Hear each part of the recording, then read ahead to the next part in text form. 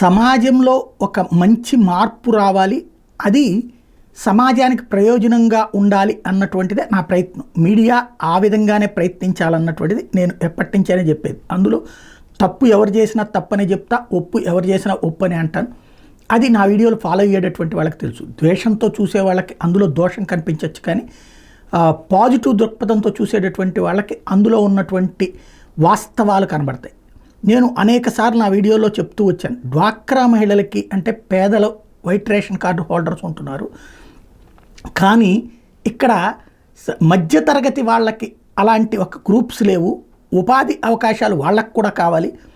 వాళ్ళు కూడా ఇంట్లో భర్త పనికి వెళ్ళిపోయి ఉద్యోగానికి వెళ్ళిపోయాక ఏదో ఒక పని చేయడానికి సిద్ధంగానే ఉంటున్నారు, కానీ పెట్టుబడి ఏంటి, ఏం చేయాలి అన్నటువంటిది తెలియదు.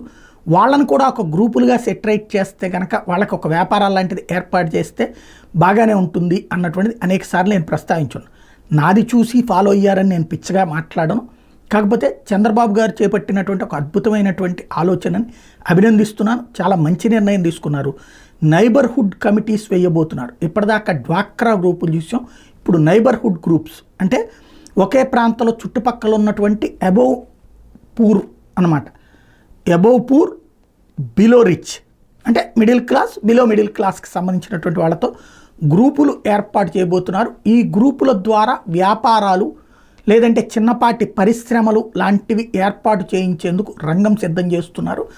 దానికి సంబంధించి సెర్ప్ ద్వారా ముందు సర్వేనేమో ఫస్ట్ ఈ ఎవరైతే డ్వాక్రా గ్రూపుల మహిళల దగ్గర ఉన్నటువంటి కుటుంబాల వాళ్ళని సర్వే చేశారు.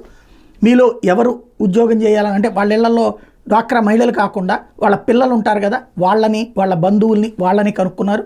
వాళ్ళల్లో ఎంతమందికి ఆసక్తి ఉంది వ్యాపారం చేయడానికి అని అడిగితే 20 లక్షల మంది ఆసక్తి చూపించారు. ఈ 20 లక్షల మందిని 10 మందిని ఒక గ్రూప్గా పెట్టాలా, 5 మందిని ఒక గ్రూప్గా పెట్టాలా అనేటటువంటిది ప్లాన్ చేస్తూ వాళ్ళకి ఒక ఉపాధి అవకాశం అన్నటువంటి రూట్లోకి అడుగు ముందుకు వేస్తున్నారు. చాలా మంచి ఆలోచన.